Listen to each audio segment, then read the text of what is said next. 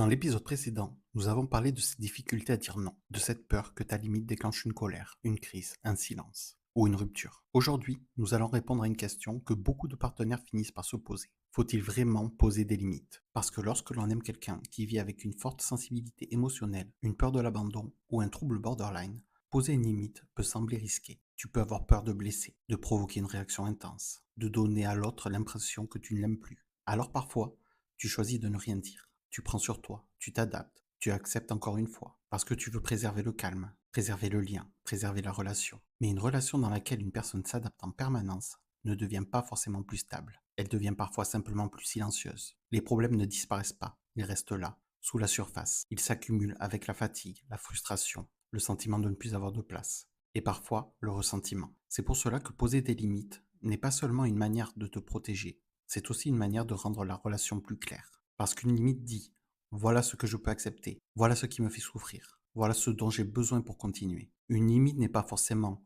je ne t'aime plus. Elle peut dire je tiens à cette relation, mais pas à n'importe quel prix. Elle peut aussi dire je veux rester présent, mais je ne peux pas me perdre complètement. Et cette différence est importante, parce que beaucoup de personnes confondent encore la limite avec la menace. Une menace cherche à faire peur, à forcer l'autre à changer. Une limite, elle, indique ce que toi tu feras pour te protéger si une situation se répète. Par exemple, dire si tu recommences, tu vas voir. Ce n'est pas une limite claire, c'est une menace. Mais dire si les insultes continuent, je quitterai la discussion et nous reprendrons plus tard. C'est différent. Tu ne cherches pas à contrôler l'autre. Tu expliques ce que tu feras pour ne pas rester dans une situation qui te fait du mal. Et dans une relation marquée par des émotions intenses, cette clarté peut devenir essentielle. Parce que sans repère, chacun avance dans l'incertitude. L'un ne sait pas jusqu'où il peut aller. L'autre ne sait pas jusqu'où il doit supporter. Et progressivement, la relation peut devenir de plus en plus confuse. Poser une limite ne garantit pas qu'elle sera bien reçue. Il peut y avoir de la colère, de la tristesse, un sentiment de rejet, parfois même une crise. Mais le fait qu'une limite provoque une émotion forte ne signifie pas qu'elle est mauvaise. Cela signifie parfois simplement qu'elle touche un endroit sensible. Et cela demande de faire une distinction. Tu peux entendre la souffrance de l'autre sans retirer immédiatement la limite. Tu peux reconnaître son émotion sans renoncer à ce que tu as besoin.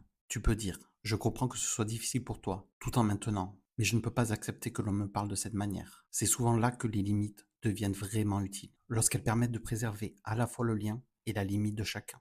Dans le prochain épisode, nous allons voir comment poser une limite sans déclencher inutilement une crise, comment choisir le bon moment, les bons mots et une manière de parler qui reste claire, sans devenir agressif ou menaçant. Merci d'être là. Si tu veux approfondir ces mécanismes, tu peux retrouver des articles, des témoignages et des ressources sur le site ensembleborderline.fr. À très bientôt pour le prochain épisode.